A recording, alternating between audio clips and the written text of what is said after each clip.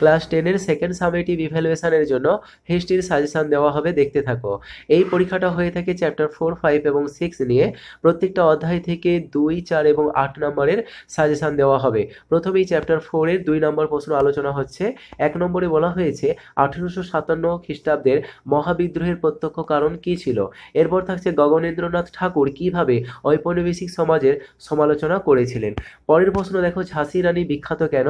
এরপর থাকছে নাট্যাভিনয় নিয়ন্ত্রণ আইন কি। এরপর থাকছে ভারত মাতা চিত্রের মূল বিষয়বস্তু কি অথবা ভারত মাতা চিত্রটির বৈশিষ্ট্য কি। এরপর 1857 খ্রিস্টাব্দের মহাবিদ্রোহকে সিপাহী বিদ্রোহ বলা হয়েছে কেন। পরের প্রশ্ন থাকছে 19 শতকের দ্বিতীয়ার্ধকে সভা সমিতির যুগ বলা হয় কেন। পরের প্রশ্ন, রবীন্দ্রনাথ ঠাকুরের গোড়া উপন্যাস বা গোড়া চরিত্রটি বৈশিষ্ট্য কি ছিল। এরপর থাকছে মহারানী ঘোষণাপত্রের মূল উদ্দেশ্য বা প্রকৃত উদ্দেশ্য কি ছিল। পরের প্রশ্ন, সভা সমিতির যুগ বলতে কি বোঝায়। এরপর থাকছে শিক্ষিত বাঙালি সমাজের একটি অংশ কেন মহাবিদ্রোহের বিরোধিতা করেছিল। এরপর থাকছে নবগোপাল মিত্র কে ছিলেন। পরে যে প্রশ্নগুলো আছে এগুলো দেখো 4 নম্বরের প্রশ্ন। তো প্রথম প্রশ্ন দেখো, মহাবিদ্রোহের প্রতি শিক্ষিত বাঙালি সমাজের মনোভাব কিরূপ ছিল। পরে বলা হয়েছে মহারানী ঘোষণাপত্রে কি বলা হয়েছে। ভারত সভা কবে প্রতিষ্ঠিত হয়, এই সভার একজন প্রতিষ্ঠাতার নাম লেখো, কি উদ্দেশ্যে ভারত সভা প্রতিষ্ঠিত হয়েছিল। পরে থাকছে টিকা ইলবার্ট বিল বিতর্ক এবং থাকছে হিন্দু মেলা প্রতিষ্ঠার উদ্দেশ্য কি ছিল। গোড়া উপন্যাসটিতে রবীন্দ্রনাথের যে জাতীয়তাবাদী ভাবধারার পরিচয় পাওয়া যায় তা বিশ্লেষণ করো। তো এই অধ্যায় থেকে 4 নম্বরের এই 6টা প্রশ্ন প্রস্তুতি নিতে হবে। এরপর দেখো এই অধ্যায় থেকে 8 নম্বরের প্রশ্ন।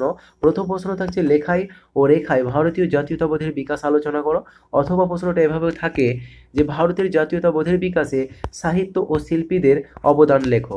পরের প্রশ্ন থাকছে সংক্ষেপে মহাবিদ্রোহের চরিত্র বিশ্লেষণ করো। এরপর থাকছে সিপাহী বিদ্রোহকে একটি জাতীয় বিদ্রোহ বলা যায়, সপক্ষে ও বিপক্ষে আলোচনা করো। এরপর থাকছে চ্যাপ্টার 5। তো প্রথমে একইভাবে 2 নম্বরের প্রশ্ন, শ্রীরামপুর ত্রয়ী কারা। পরে থাকছে জাতীয় শিক্ষা পরিষদ কাদের উদ্যোগে গড়ে উঠেছিল।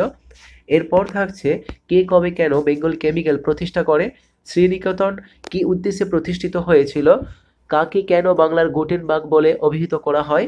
এরপর থাকছে বসুবিজ্ঞান মন্দির কোন কোন বিষয়ে গবেষণা হতো।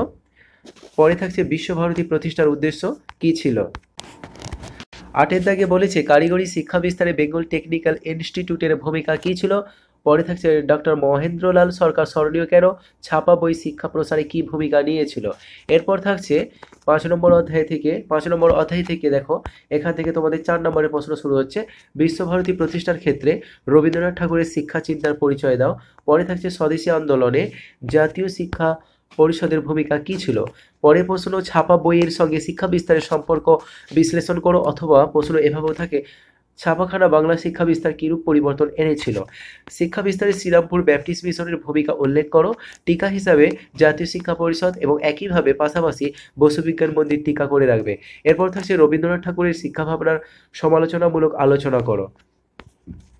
পরে তোমাদের এই অধ্যায় থেকে 8 নম্বরের প্রশ্ন হিসাবে যেগুলো দেখতে হবে, বিজ্ঞান চর্চা বসুবিজ্ঞান মন্দির ও কলকাতা বিজ্ঞান কলেজের অবদান উল্লেখ করো। পরে থাকছে বাংলায় কারিগরি শিক্ষার বিকাশে সংক্ষিপ্ত বিবরণ দাও।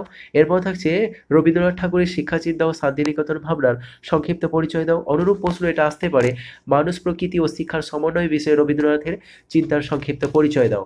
এরপর থাকছে চ্যাপ্টার 6। প্রথমে থাকছে 2 নম্বরের প্রশ্ন, কালীপরাজ ও উজালি পোড়াজ কি। পরে থাকছে ভারতীয় কমিউনিস্ট পার্টিকে দ্বিজ বলা হয় কেন। এরপর থাকছে আল্লুরি সীতারাম রাজু কে ছিলেন, কবে কোথায় ভারতের কমিউনিস্ট পার্টি প্রতিষ্ঠিত হয়। এরপর থাকছে লর্ড কার্জন কেন বঙ্গভঙ্গ করেন। কিষাণ সভা প্রতিষ্ঠার প্রধান উদ্দেশ্য কি ছিল। গান্ধীজি কেন লবণ আইন ভঙ্গ করার কর্মসূচি গ্রহণ করেছিল। 3 কাটিয়া প্রথা কি। সীমান্ত গান্ধী কাকে বলা হতো এবং কেন। বাবা রামচন্দ্র কে ছিলেন এবং তারপর থাকছে মাদারি পাসি কে ছিলেন। একইভাবে 6 নম্বর অধ্যায়ের এবার 4 নম্বরের প্রশ্নগুলো দেখো। প্রথম প্রশ্ন থাকছে কৃষক আন্দোলনগুলি সম্পর্কে কংগ্রেস নেতাদের দৃষ্টিভঙ্গি কি ছিল। তারপর থাকছে শ্রমিক আন্দোলনগুলি সম্পর্কে বামপন্থী নেতাদের দৃষ্টিভঙ্গি কি ছিল। একা আন্দোলন সম্পর্কে সংক্ষেপে লেখো। টিকা হিসাবে থাকছে ওয়ার্কস অ্যান্ড প্রেজেন্ট পার্টি এবং পরে 5-এর দাগেও টিকা হিসাবে আছে সর্বভারতীয় কিষাণ সভা। 6 নম্বর প্রশ্ন বলা হয়েছে কংগ্রেস সমাজতন্ত্রী দলের উদ্ভব কিভাবে হয় এবং পাশাপাশি থাকছে এই প্রশ্নে সুভাষচন্দ্র বসু জাতীয় কংগ্রেসের সভাপতি পদ থেকে ইস্তফা দেন কেন? এরপর থাকছে এই অধ্যায় থেকে 8 নম্বরের প্রশ্ন, বঙ্গভঙ্গ বিরোধী আন্দোলনে কৃষক শ্রেণীর কি ভূমিকা ছিল? পরে থাকছে ভারত ছাড়ো আন্দোলনে শ্রমিকদের ভূমিকা বিশ্লেষণ করো। ওয়ার্কস অ্যান্ড প্রেজেন্ট পার্টি সম্বন্ধে একটি সংক্ষিপ্ত টিকা লেখো। এরপর থাকছে বিংশ শতকে ভারতে ঔপনিবেশ বিরোধী আন্দোলনে বামপন্থীদের ভূমিকা আলোচনা করো। তারপর থাকছে বারদৌলি আন্দোলনে একটি সংক্ষিপ্ত বিবরণ দাও। তুমি কি মনে করো যে এই আন্দোলনে ভূমিহীন কৃষক শ্রেণী এবং কৃষক শ্রমিকদের সফল হয়েছিল? তো মোটামুটি এই কতগুলো প্রশ্ন দেওয়া হলো প্রত্যেকটা অধ্যায় থেকে, তোমরা এগুলোকে প্রস্তুতি নিয়ে নেবে।